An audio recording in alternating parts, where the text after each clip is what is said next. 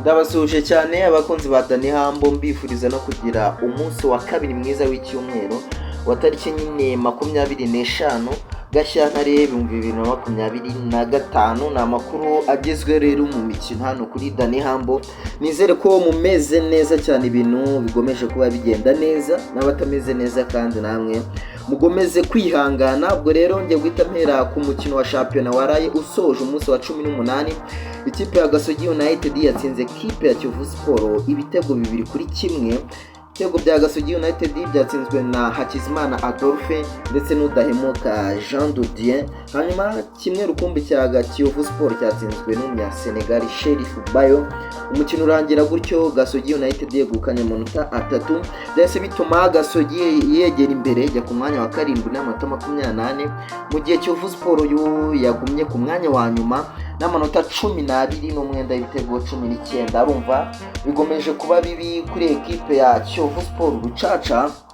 Hanyuma nyuma y'umukino, perezida w'ikipe ya Gasogi United Kakuza Nkuriza Charles ati gutsinda ekipe ya Kiyovu Sport ni ibintu bisanzwe kuko ntabwo iyi dutsinda duhora tuyitsinda kenshi na kenshi. Ubwo rero nta gitunguranye kirimo. Ahita yongeraho kandi ikipe ya Gasogi United izacakirana n'ikipe ya APR mu mukino wa kimwe cya kane cy'igikombe cy'amahoro. Avuga ko ikipe ya APR nikina nk'uko yakinnye kuri match ya Musanze nubwo bayitsinze, cyangwa se nikina nuko yakinnye kuri match ya Mukura ejo bundi muri shampiyona Mukura batsinda 1-0. Ati Gasogi United izayikuramo kandi ngiyikuyemo ku mukino umwe wonyine, cyangwa se umukino ubanza ngizaba yayikuyemo bidategereje ko ngo habe umukino wo kwishyura.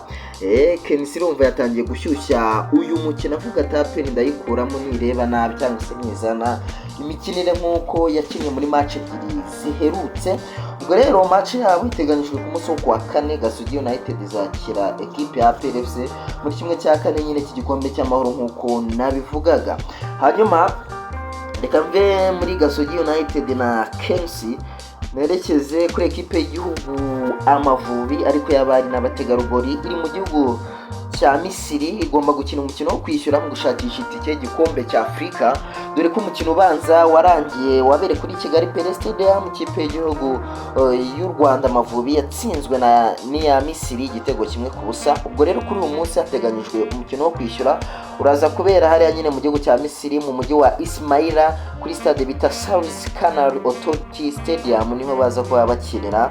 Ubwo ngubwo turaza kuba tumenya ibyavuye muri uyu mukino, nabyo tubigatangarize n'ibindi byinshi biba byawuranze. Hanyuma hanerekeze mu gihugu cy'Ubwongereza. Kuri uyu munsi hari imikino ya English Premier League ku isaha ya 3 n'igice ikipe ya Brighton irakira Bournemouth.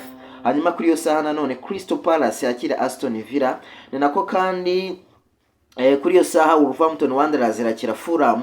Hanyuma ku isaha ya 4:15 Chelsea yakira Southampton, nayo ni match nziza.